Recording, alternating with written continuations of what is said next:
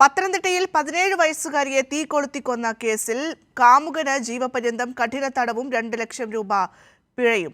Suju T Babu ഉണ്ട് വാർത്തയുടെ വിശദാംശങ്ങൾ നൽകുന്നതിനായി. സുജു, 2017 ഈ കേസിനാസ്പദമായിട്ടുള്ള സംഭവം നടക്കുന്നത്. +2 വിദ്യാർത്ഥിനിയായിരുന്നു ശാരിക. ഇവരെ തീ കൊളുത്തി കൊലപ്പെടുത്തുകയാണ് ചെയ്തത്. എന്തൊക്കെ കാര്യങ്ങൾ ശരി, വിധി വരുമ്പോൾ എങ്ങനെയൊക്കെയാണ് വിവരങ്ങൾ?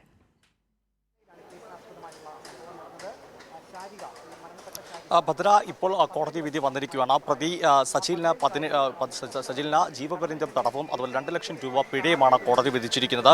ഈ 2 ലക്ഷം രൂപ പിഴത്തുക കൊല്ലപ്പെട്ട ശാരികയുടെ മാതാപിതാക്കൾക്ക് നൽകണമെന്നും കോടതി പറഞ്ഞു. 2017 കട്ടപ്പനയിൽ +2 വിദ്യാർത്ഥിനിയെ ശാരികയെ തീ കൊളുത്തി പ്രതി കൊലപ്പെടുത്തിയിരിക്കുന്നത്. ഈ കേസ് 2017 ജൂലൈ മാസം 14-ാം തീയതിയാണ് സംഭവിക്കുന്നത്. അയൽവാസിയായ കാമുകനായ പ്രതി സജിലാണ് കൊലപ്പെടുത്തിയിരിക്കുന്ന കേസിൽ നിർണായകമായത് പ്രതിയുടെ ശരീരത്തുണ്ടായിരുന്ന പൊള്ളലേറ്റ പാടുകളും അതുപോലെ തന്നെ ദൃക്സാക്ഷികളുമാണ്. ഈ കേസിൽ ആദ്യം ഈ പെൺകുട്ടിയുടെ മുത്തച്ഛനാണ് ദൃക്സാക്ഷിയായിട്ടുണ്ടായത്. എന്നാൽ വിചാരണ ആരംഭിക്കുന്നതിന് മുമ്പ് തന്നെ മുത്തച്ഛൻ മരണപ്പെടുകയും ചെയ്തിരുന്നു. പിന്നീട് ഈ പ്രതി ഓടിപ്പോകുന്നത് കണ്ട ദൃക്സാക്ഷികളുടെ തെളിവുകളുടെ അടിസ്ഥാനത്തിലാണ് ഇപ്പോൾ പ്രതിക്ക് ജീവപര്യന്തം തടവ ശിക്ഷ വിധിച്ചിരിക്കുന്നത്. 2 ലക്ഷം രൂപ പിഴയും.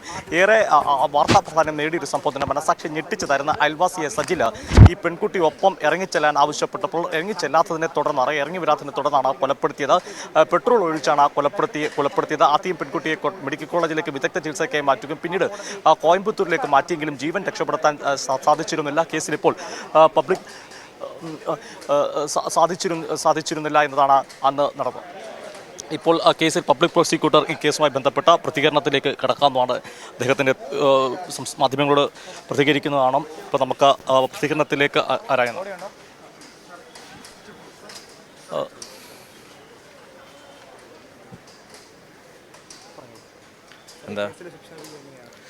ശിക്ഷാവിധിയെ പൂർണ്ണമായി സ്വാഗതം ചെയ്യുന്നു.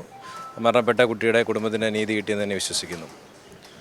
ഇതിൽ പ്രതിക്ക് വിവിധ വകുപ്പുകളിലായി ജീവപര്യന്തം കഠിന തടവും 4 ലക്ഷം രൂപ പിഴയുമാണ് പറഞ്ഞിരിക്കുന്നത്. പിഴ ഒടുക്കാത്ത പക്ഷം അത് പ്രതിയുടെ പ്രോപ്പർട്ടിയിൽ നിന്നും ഈടാക്കാനും കോടതി ഉത്തരവിട്ടിട്ടുണ്ട്. ഈ കേസിൽ ഏറ്റവും നിർണായകമായ സാക്ഷി എന്ന് പറയുന്നത് മരണപ്പെട്ട ശാരികയുടെ മുത്തച്ഛൻ തന്നെയായിരുന്നു. എന്നാൽ ട്രയൽ തുടങ്ങുന്നതിന് മുമ്പേ തന്നെ അദ്ദേഹം മരണപ്പെട്ടിട്ടുള്ളതും തുടർന്ന് അദ്ദേഹത്തെ വിസ്തരിക്കാൻ സാധിക്കാതെ പോയിട്ടുള്ളതാണ്. തുടർന്ന് മരണപ്പെട്ട ശാരികയുടെ ഡൈൻ ഡിക്ലറേഷൻ 32(1) എവിഡൻസ് ആക്ട് പ്രകാരമുള്ള മരണമൊഴി അത് സബ് ഇൻസ്പെക്ടറോട് കൊടുത്തത് അതുപോലെ തന്നെ മജിസ്ട്രേറ്റിനോട് കൊടുത്തതും പെൺകുട്ടിയുടെ അച്ഛനോടും അമ്മയോടും പറഞ്ഞ മരണമൊഴി ഉൾപ്പെടെയുള്ളവ കോടതിയിൽ ബോധ്യപ്പെടുത്താൻ സാധിച്ചു.